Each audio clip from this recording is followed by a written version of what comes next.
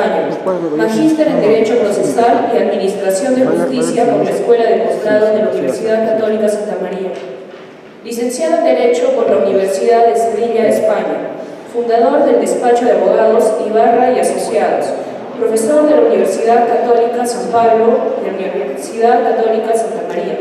Su ponencia es la imparcialidad del juez como garantía del debido proceso. Las personas que les interesan temas científicos de derecho, pues son los congresos. Y simplemente como anécdota les cuento que el año pasado yo expuse el proyecto de investigación en uno de estos congresos, pero fue el proyecto de investigación. Hoy voy a exponer el resultado. Bueno, muy bien, el resultado de la investigación pues ha tomado como título la inclinación acerca de cuál es el resultado que nosotros habíamos planteado como hipótesis de la investigación. Entonces nosotros vamos a hablar, tal como lo señala la ponencia, el título es la imparcialidad del juez como garantía del debido proceso. Esa es la ponencia. Entonces hoy vamos a hablar sobre todo de ese elemento sustancial que debe de tener todo juez y también cualquier autoridad que cumpla la función de heterocomposición al momento de cumplir con la función jurisdiccional. Bueno, entonces eso lo diremos en su momento, simplemente para aclarar de qué se ha tratado la investigación y que ustedes brevemente entiendan en qué consistía el proyecto de investigación y cuál era la hipótesis. Bueno, el proyecto de investigación intentaba resolver un problema que se advirtió, ¿no? Se ubicó por el estudio comparado de dos temas sustanciales dentro del derecho procesal. Ahora, si bien es cierto, yo voy a hablar sobre todo de temas de derecho procesal civil, porque esa es mi especialidad, el tema de derecho procesal civil, pero este tema es tan importante, básico, sustancial como principio de cualquier proceso que es aplicable a las demás ramas del derecho procesal y por lo tanto también indicaremos dónde se encuentra esto regulado en el Código Procesal Penal, ¿no? O se denomina Nuevo Código Procesal Penal. Bueno, muy bien, entonces son tres cosas que vamos a decir como introducción y luego empezaremos con la conclusión de la investigación, es decir, los resultados de la investigación y por supuesto la conclusión. Bueno, ¿cuáles son los tres temas del proyecto fundamentales? Primero, el problema. El problema era que dentro de nuestra legislación pareciera que existe un enfrentamiento entre la regulación que existe acerca de la imparcialidad de los jueces y por lo tanto se señala todo el capítulo acerca de los impedimentos, en qué casos ellos están, como su nombre lo indica, imposibilitados de tramitar el proceso judicial, por supuesto resolverlo, en contra de un principio sustancial del debido proceso que es la imparcialidad. Es decir, nosotros consideramos que existe una regulación indebida acerca del tema del cuestionamiento de la imparcialidad en el Código Procesal Civil. ¿Dónde se encuentra el problema? El punto clave que genera el debate, la discusión, es lo siguiente, que el cuestionamiento de la imparcialidad dentro del Código Procesal Civil es tomado como una carga procesal. Es una carga procesal para el Código Procesal Civil, es decir, si la persona que considera que el juez incurre en una causal de impedimento o una causal de recusación, si incurre en una de ellas, será obligación de esa persona interponer el recurso de recusación. Está obligado a recusar, está en su trabajo, en su labor como parte procesal el tener que interponer la recusación, porque si no lo hace, ese juez, a pesar de que podría incurrir en alguna causal de impedimento, en una causal de recusación, puede resolver y sentenciar si es que yo no cuestioné su imparcialidad. Y como es evidente, al tratarse de una carga procesal, como cualquier otra carga procesal, yo tengo un plazo para hacerlo. tiempo hasta el final como para ejercitar el recurso. Entonces, el Código Procesal Civil es clarísimo y tajante, ¿no? Cumpliendo con el principio de preclusión, indica lo siguiente: las partes tienen el derecho de presentar la recusación hasta antes que se declare la existencia de una relación jurídico-procesal válida. Si no lo hacen, pierden la oportunidad. Pierden la oportunidad. Y eso es lo que estoy señalando. Es decir, si por cualquier razón, bueno, normalmente se dice que podría ser por desconocimiento, porque no teníamos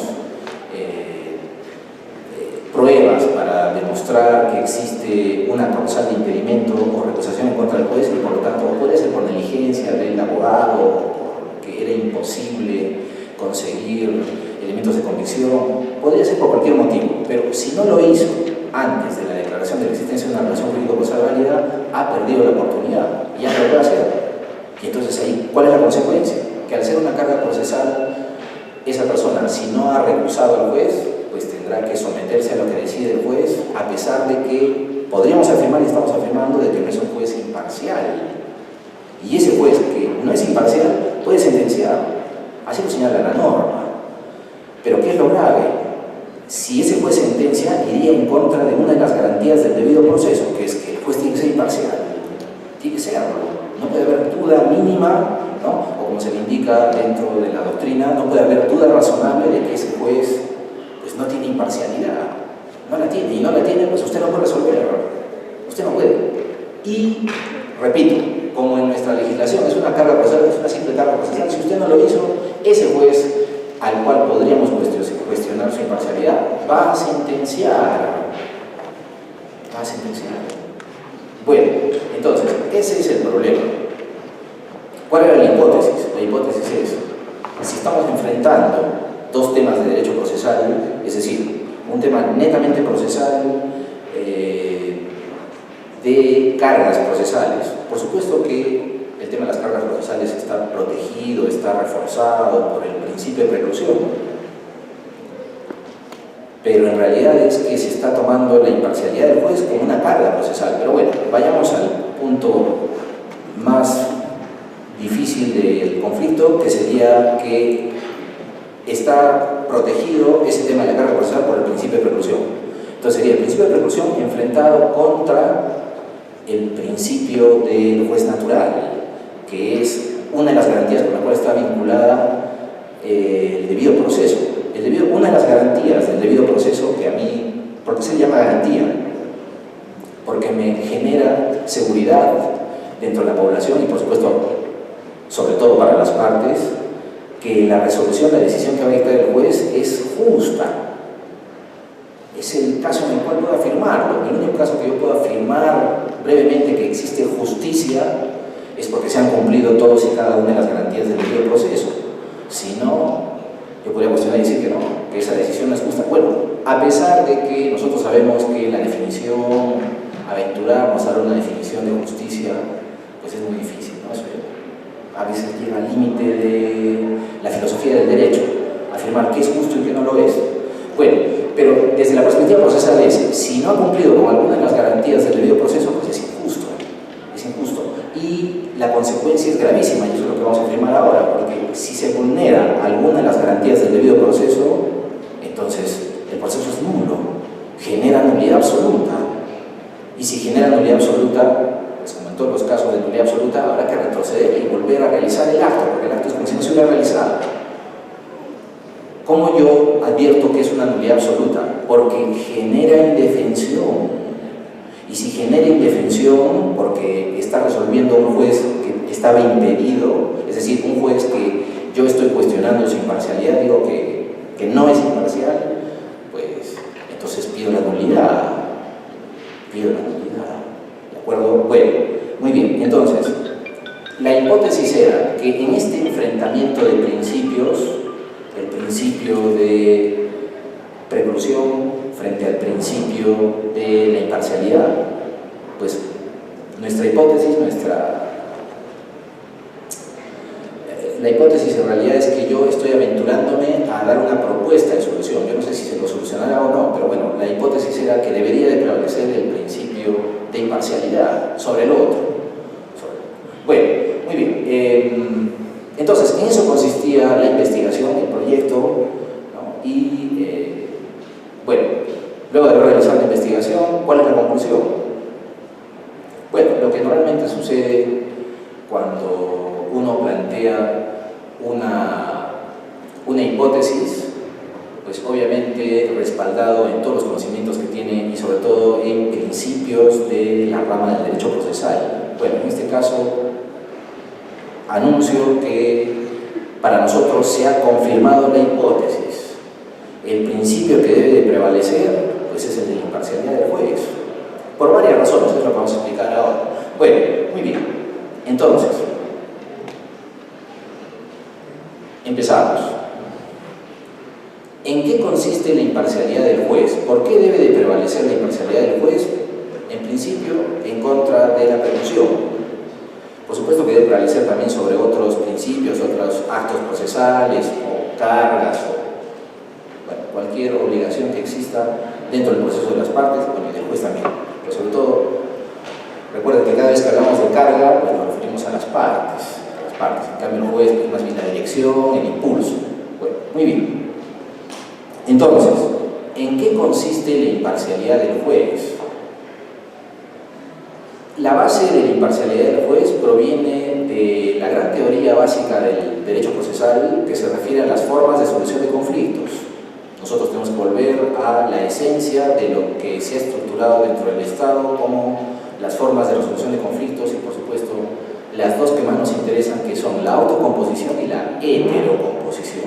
Entonces, la base de aquí es la heterocomposición como fórmula de resolución de conflictos.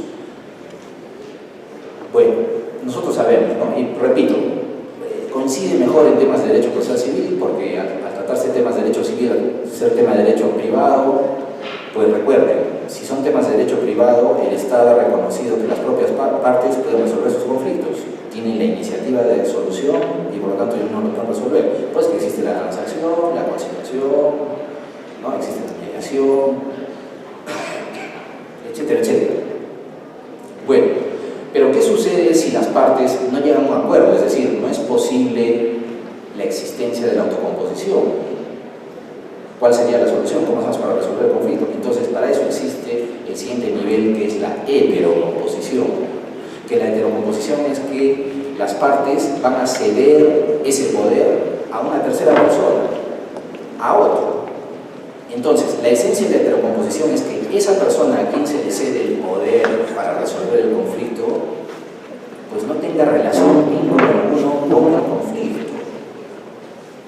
Y aquí vienen los dos elementos sustanciales de la imparcialidad. Lo que pasa es que no es necesario hacer la distinción, eso está en la doctrina. Bueno, y quien quiera profundizarlo, no hay ningún problema porque eso yo también lo voy a anunciar al final. El resultado de la investigación lo vamos a publicar en una revista indexada y por lo tanto todas las personas que quieran tener acceso a los resultados y sobre todo al aparato crítico que hemos utilizado, porque es una serie de autores y libros que refuerzan el resultado de la investigación, lo tendrán cuando se publique el informe de la investigación, para que todos lo puedan leer, tengan acceso.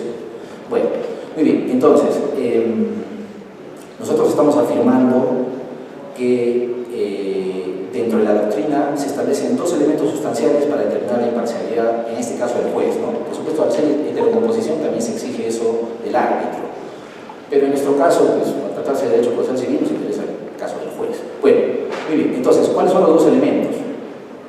En primer lugar, el juez no puede tener vínculo con las partes. Está prohibido un vínculo de cualquier especie, ¿no? No solamente, como es evidente el caso del parentesco, que lo es, sino temas de amistad, de enemistad, incluso de coincidir en temas de actividades, ¿no? Trabajo, todo el tema que está vinculado con personas, y por eso se le llama la imparcialidad subjetiva. Y la imparcialidad objetiva, pues más bien es que el juez no debe tener ningún interés en el sentido que se va a resolver el conflicto, es decir, que el resultado del proceso judicial no le beneficie de ninguna manera, porque si le beneficia ya se podría afirmar de que tiene un interés y por lo tanto resolverá a favor del accionante o de la contraparte de acuerdo a sus intereses. Y eso está prohibido, eso es precisamente lo que estamos afirmando, que es la esencia de la imparcialidad. Bueno, muy bien, entonces, ¿qué ha sucedido? Yo no considero que sea importante señalarlo aquí, pero dentro de la doctrina existe un gran debate acerca de tres temas que están vinculados. Es la imparcialidad, la independencia y la autonomía. ¿De acuerdo? Bueno, brevemente, ¿no? Como yo siempre lo indico, cuando hay temas del derecho que generan cierto debate, porque se pueden entender de diferente manera, ¿no? Hay diferentes puntos de vista para la interpretación, entonces van a haber muchos libros, muchas teorías, muchas tesis que están a favor y tesis que están en contra. Entonces en muchos de ellos van a coincidir los doctrinarios, los jurisconsultos, los conocedores del derecho, pero en otras pues no van a estar de acuerdo y más bien van a disentir y por lo tanto yo tengo que leer de todo, ¿no? Esa es la esencia de la investigación jurídica. Bueno, muy bien, entonces si nosotros tomamos la posición de los que se han inclinado a favor de la defensa plena del debido proceso, pues indican lo siguiente acerca de la imparcialidad. La imparcialidad siempre hay que entenderla desde dos perspectivas. Una es lo que se denomina la imparcialidad, es decir, que el juez no puede ser parte, eso es imposible, ¿no? Sería imposible eso. Los tratadistas siempre lo han indicado que el único caso en el que suceda eso es en procedimiento administrativo, porque como ahí no hay un contrincante, quien va a decir al final esa es la autoridad. Entonces ahí sí ellos son juez y parte, pero si estamos en proceso judicial, eso está proscrito, prohibido, no es posible. Y la segunda parte es la imparcialidad, que es lo que estamos hablando. La imparcialidad es entendido desde la perspectiva de que el juez no debe tener ningún interés, no le va a beneficiar el resultado del proceso, ya sea porque no tiene vínculo con ninguna de las partes o porque cuando sea el sentido que sea a la decisión final, pues él no va a obtener ningún beneficio, ninguno. Bueno, muy bien, entonces esos dos elementos son sustanciales y ustedes deben de conocerlos siempre, ¿no? El tema de la imparcialidad y la imparcialidad, como se llama. Muy bien, ahora, ¿qué es la independencia? La independencia pues también se ha incluido como característica de la función jurisdiccional, pero está relacionado más bien con otro de los principios fundamentales del derecho, que es la libertad. Es decir, el juez al momento de cumplir con la función jurisdiccional, el momento en que va a resolver el conflicto, determinar si el accionante o la contraparte es quien tiene el derecho, pues en ese momento no debe de estar sujeto a ninguna clase de presión, no debe de él sentirse forzado, obligado, ni siquiera que a él le den alguna opinión o consejo o directriz, nada, absolutamente nada. El juez debe sentirse libre totalmente al momento de tomar la decisión. Eso es lo que garantiza que el juez es independiente. Ahora, para muchos tratadistas la independencia lo sugieren también desde la perspectiva de las partes, y dicen que el juez no debe estar sometido a las partes, y por eso es que existe una clase de independencia, que la independencia está dividida en independencia colectiva e independencia individual. Una de las clases de independencia colectiva es la independencia de las partes, y es la que ha generado la famosísima imparcialidad. Ahora, lo que pasa es que la imparcialidad, como lo sabemos todos, es una de las garantías sustanciales del debido proceso. El debido proceso es el que me garantiza que la decisión final que se ha tomado, pues ya sea que haya ganado o perdido, si soy el vencedor o el perdedor del proceso judicial, sea justa.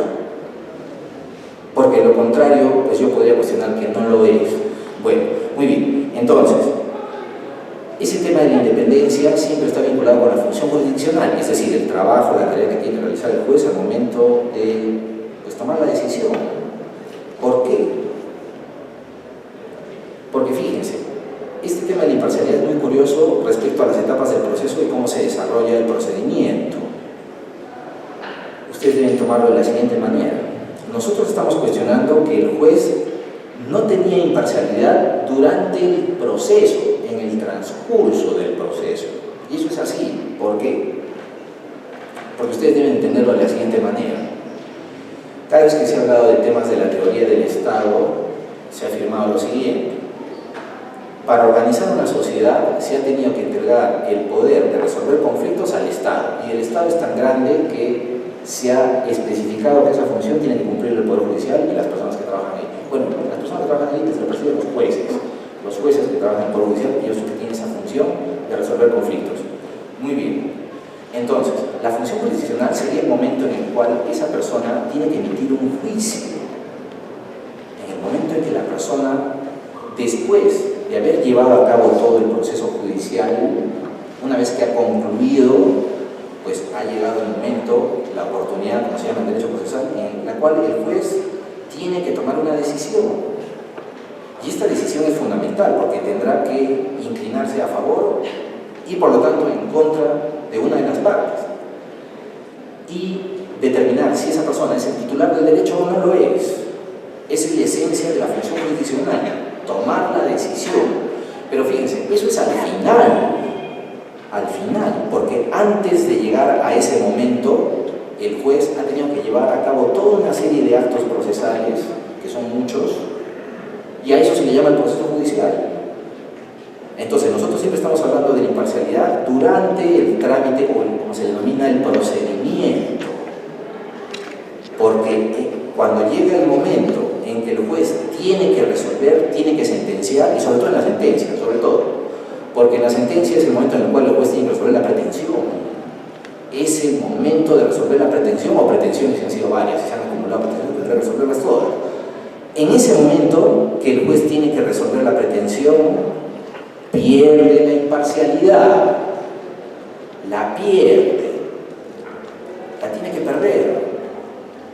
Entonces, aquí estamos hablando del proceso, no del momento de tomar la decisión. Por supuesto, ahí pues el juez, repito, o resuelve a favor del accionante o resuelve a favor de la contraparte, porque lo usual en tema de debate de derechos pues es blanco o negro, o el señor es el titular o no lo es, a menos que dos o tres personas en conjunto digan que son titulares del derecho y después al final así lo declaran.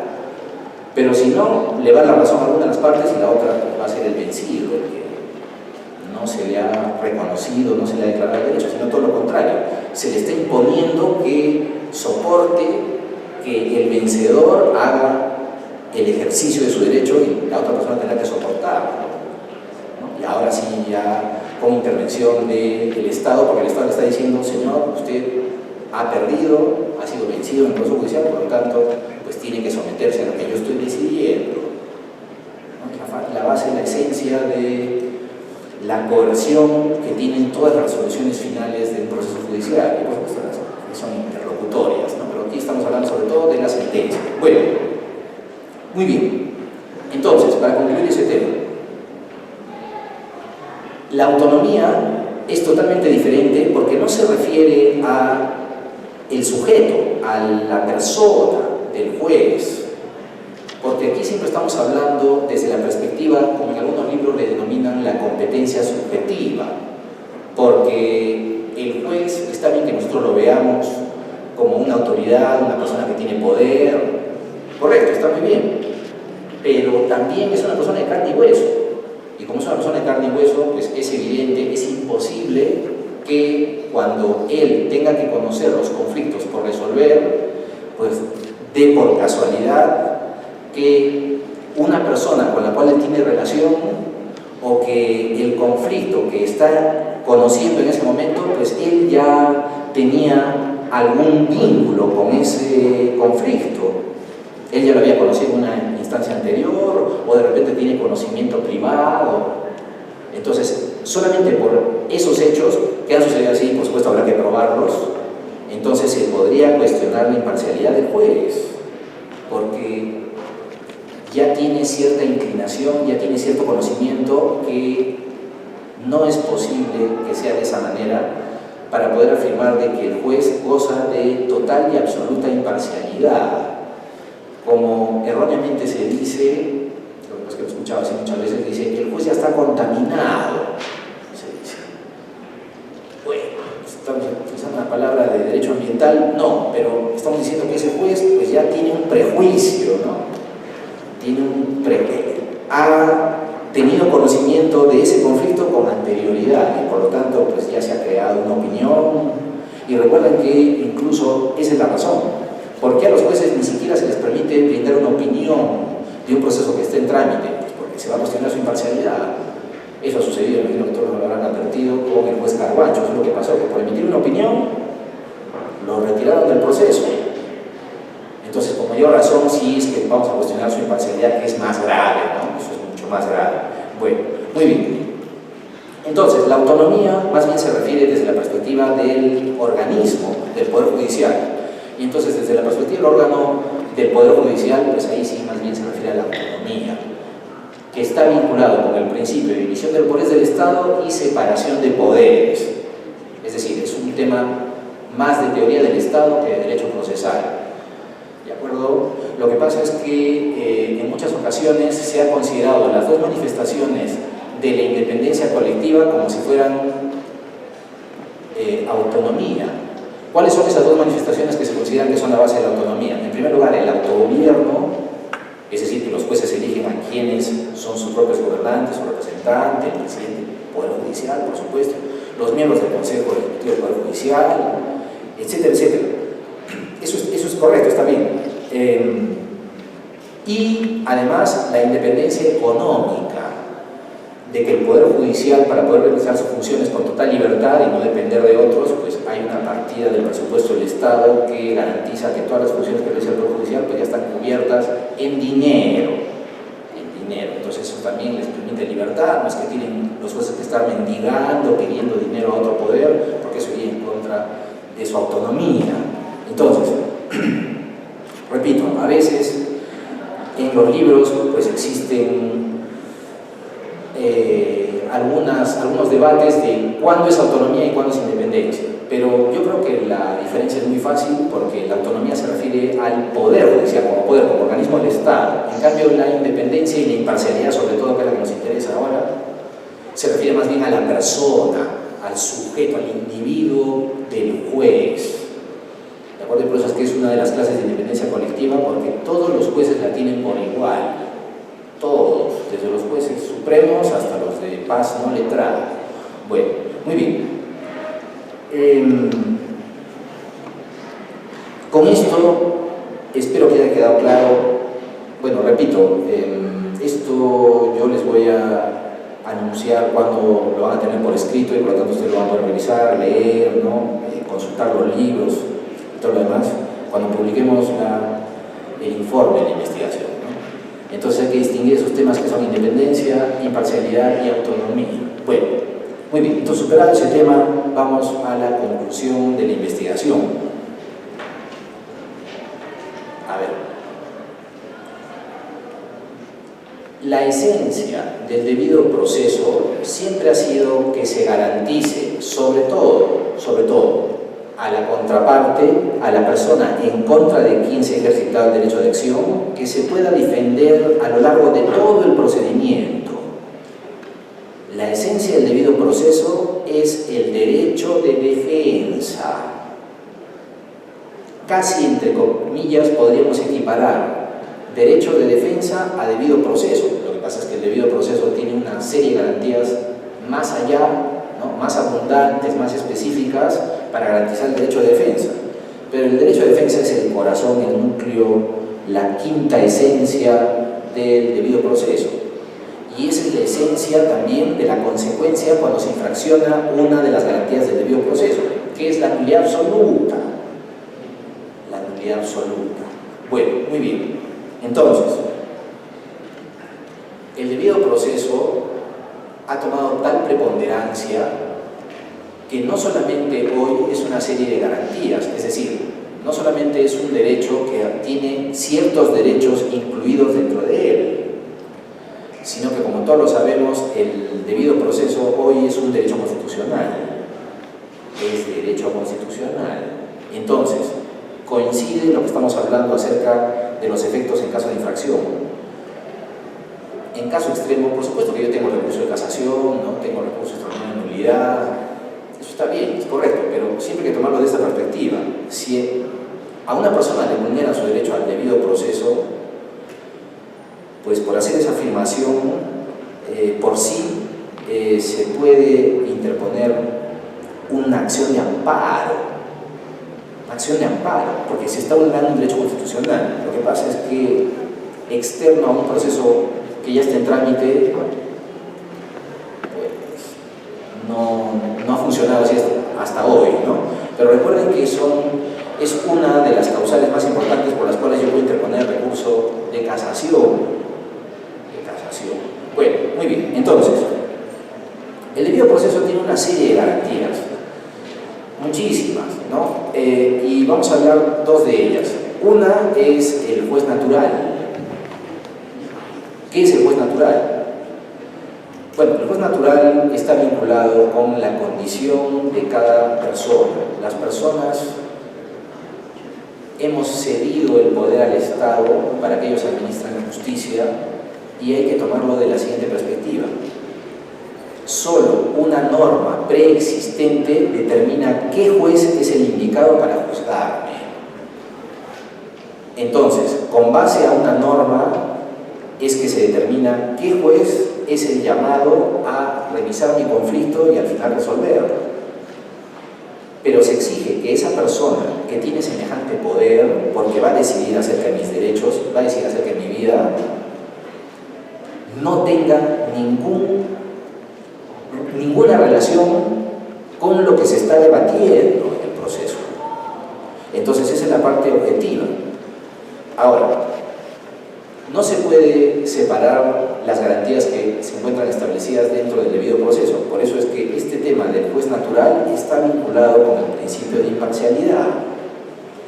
Entonces, en el principio de imparcialidad es fundamental, sustancial, que si ese juez de cualquier manera se podría cuestionar que su decisión solamente va a ser guiada por sus conocimientos jurídicos, entonces yo podría afirmar que la decisión final que adopte es justa. Ahora,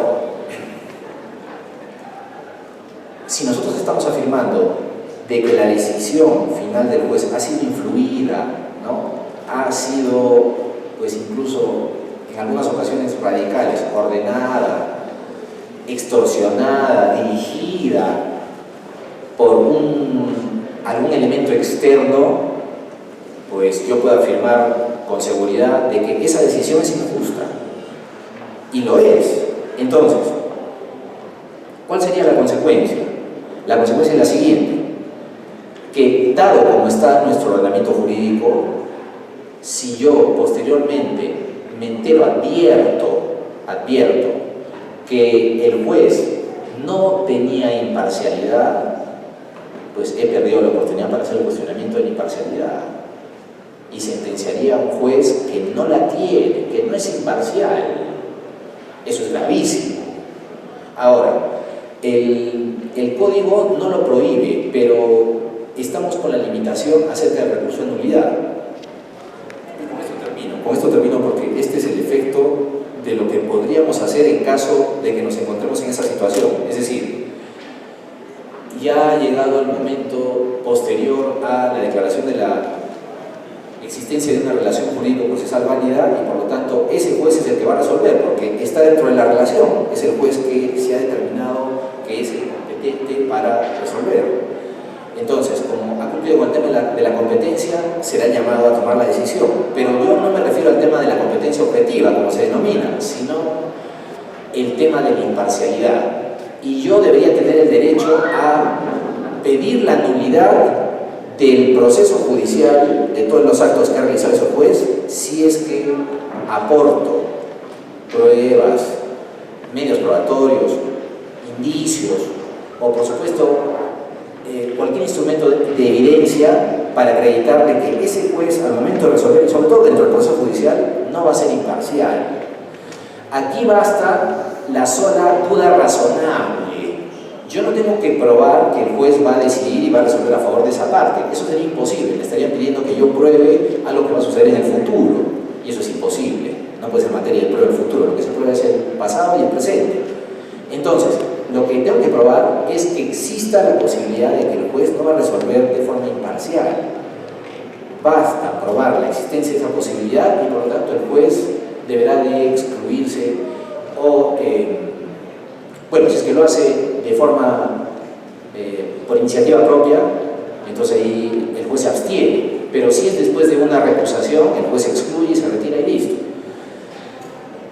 El debate de la investigación es ¿qué pasa si ya transcurrió el plazo para hacerlo y no lo hice? Y yo sé que ese juez no es imparcial. Aquí viene el problema. Desde la perspectiva usual dentro del recurso de nulidad es que yo podría interponerlo en el instante en que yo me entere que se ha cometido un acto que vulnera el principio de la conservación de los actos procesales. Recuerden, si los actos procesales no incurren en nulidad absoluta, esos se subsanan, se convalidan, son válidos, no hay ningún problema. El problema es si incurren en nulidad absoluta, que es lo que hemos señalado. Entonces, en este caso, a pesar de incurrir en nulidad absoluta, no se podría hacer. ¿Por qué? Pues porque se considera que yo ya he perdido mi oportunidad. Yo no podría. Ahora, una de las esencias, un elemento esencial en el remedio de la nulidad, ¿no? Siempre es que solamente se puede generar la nulidad en estos casos de indefensión. Entonces, ¿qué es lo que a mí me limita? Pues que las nulidades siempre serán porque yo he advertido en el momento en que se ha cometido y se puede presentar, pero en estos casos iría en contra del principio de preclusión, como lo hemos indicado. Entonces, ¿qué es lo que habría que hacer? ¿Cuál es la salida? Bueno, la única salida es que yo plantee la nulidad, pero ya ante el juez de segunda instancia. Ahora, si la ley no establece de forma expresa, es que se viene el tema del principio de legalidad y por lo tanto el positivismo. Para que un acto sea declarado nulo, tiene que estar expresamente señalado en la ley la sanción de nulidad. Y no existe esa sanción. ¿Por qué? Porque existiría una contradicción con la regulación ya existente acerca del cuestionamiento de la imparcialidad, es decir, los impedimentos y la recusación. Pero, ¿qué le estamos pidiendo nosotros al juez de segunda instancia? Le estamos pidiendo que haga prevalecer el debido proceso y un principio sobre temas procesales. Y si al final él se defiende indicando que en este caso no es solamente un tema procesal, sino que es un tema de principio de preclusión, pues tendrá que hacer una ponderación. Y nosotros le estamos pidiendo al juez que en caso de ponderación prevalezca el principio que tiene que prevalecer, pues es el de imparcialidad. El de imparcialidad es mucho más contundente, esencial para la decisión que el tema del principio de preclusión. Porque el principio de preclusión es netamente procesal, no es sustancial. No, es un principio que se encuentra, está bien, está en la ley orgánica del Poder Judicial, pero no ha llegado al nivel de ser un derecho constitucional. Y entonces, por jerarquía de normas y de principios, debe prevalecer siempre el principio de imparcialidad. Bueno, entonces, para concluir la ponencia de hoy, nosotros afirmamos que una de las funciones sustanciales que debe de hacer respetar y prevalecer el juez al momento de juzgar, y por supuesto antes cuando lleva adelante el procedimiento, cualquiera sea la vía procedimental, la que sea, es que el juez debe de garantizar todas y cada una de las manifestaciones del debido proceso. Y una de ellas, obviamente, es que él debe ser imparcial. Por eso es que existe la figura del impedimento. Pero el juez debe ir más allá. El juez debe de ver la perspectiva desde un principio constitucional. Y por lo tanto, debería de resolver el juez siempre a favor de que un juez que se hayan ofrecido pruebas para que se dude de su imparcialidad, pues no puede resolver y tendrá que prevalecer el principio de imparcialidad. Muy bien, entonces, para concluir, ¿qué se podría hacer en caso de que los jueces no resuelvan, o mejor dicho, no declaren fundados los recursos de nulidad? Pues lo único que también estamos proponiendo, ¿no?, la propuesta de la investigación, es la modificación de cómo se trata el cuestionamiento de la imparcialidad dentro del Código Procesal Civil, es decir, la modificación de la norma, la modificación, tal como sucede pues, en otros países, temas de derecho comparado. Recuerden, hasta antes de que el juez sentencie, se puede recusar al juez, por ejemplo, en el Brasil, ¿no?, en España, es posible. ¿Por qué? Porque se está haciendo prevalecer una de las garantías del debido proceso sobre el tema de que yo recién advertido, recién me he enterado y he tomado conocimiento de que el juez pues, no es imparcial por entero. Y por lo tanto, si no ha sentenciado, puede proponer recurso de recusación. Ahora, por supuesto que en España se le pone una multa a esa persona por no haberlo hecho antes, pero bueno, pago la multa, ¿no? ¿Cuál es el problema? Recién lo advertido, pues debí advertirlo antes, tal vez debí ser pues, más minucioso en mi trabajo y averiguar si es que este juez era imparcial del todo, y como recién lo advertido, pues me imponen la multa. Bueno, ¿qué importa? Es un tema económico. Lo que va a prevalecer y es más importante y tiene primacía, obviamente, es que el juez sea imparcial. Entonces yo creo que esa propuesta de modificación sería valiosa. Y la segunda es que si el juez ya sentenció, pues lo puede hacer en segunda instancia. ¿Por qué impedirme la posibilidad? Porque este nuevo juez que va a conocer en segunda instancia, pues yo le estoy poniendo en conocimiento qué es lo que ha sucedido en la primera. Y por lo tanto podría declarar nulidad, pero esa nulidad sería que también se configure el apartamiento de ese juez porque ese juez ya no lo puede resolver. Que es algo parecido a lo que se está proponiendo cuando se declara la existencia de una nulidad de cosa juzgada fraudulenta. Es decir, que otro juez sea el que revise el proceso, no el mismo. Entonces sería una propuesta muy parecida y con eso creo que subsanaríamos y corregiríamos tal como está regulado el tema del cuestionamiento de la imparcialidad en el Código Procesal Civil. Ahora, en el Código Procesal Penal sucede algo parecido y con eso termino la ponencia, pero lo hacen desde la siguiente perspectiva. Recuerden que en el proceso penal de hoy, en Arequipa, ¿no?, lo que funciona aquí en Arequipa, es que son dos jueces. El juez primero, que es el juez de la investigación preparatoria, ¿no?, y por lo tanto él es el que declara la existencia de la relación jurídico-procesal válida en la audiencia de control de acusación. Pues muy bien,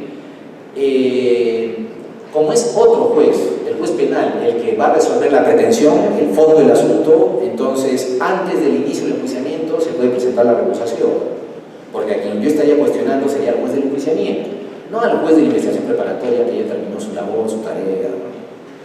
Muy bien, entonces fíjense, en ese caso, cuando a mí me advierten y me anuncian quién es el juez que va a llevar a cabo el enjuiciamiento, pues esa es mi oportunidad para presentar la recusación, porque si ya se inició el enjuiciamiento, está impedido. Entonces yo creo que eso también habría que modificarlo porque otra vez va a producir indefensión si es que se llega a probar, por supuesto siempre habrá que probarlo, que existe una causal para recusarlo al juez. ¿De acuerdo? Bueno, muy bien. Entonces, lo dicho, quiero agradecer a la organización por haber realizado el evento. Siempre yo estaré gustoso de venir cada vez que me inviten, ¿no? Y por supuesto, como lo he señalado, yo les diré a todos cuando publiquemos los resultados de la investigación para que todos ustedes tengan acceso y puedan leer, pues saber todas las fuentes que hemos utilizado, libros, doctrina, jurisprudencia, y cómo hemos llegado a la conclusión de que siempre deberá prevalecer el principio de imparcialidad porque es una de las garantías del debido proceso y por lo tanto, al ser un derecho constitucional, pues está por encima de todos los demás. Eso es todo. Muchas gracias por su atención.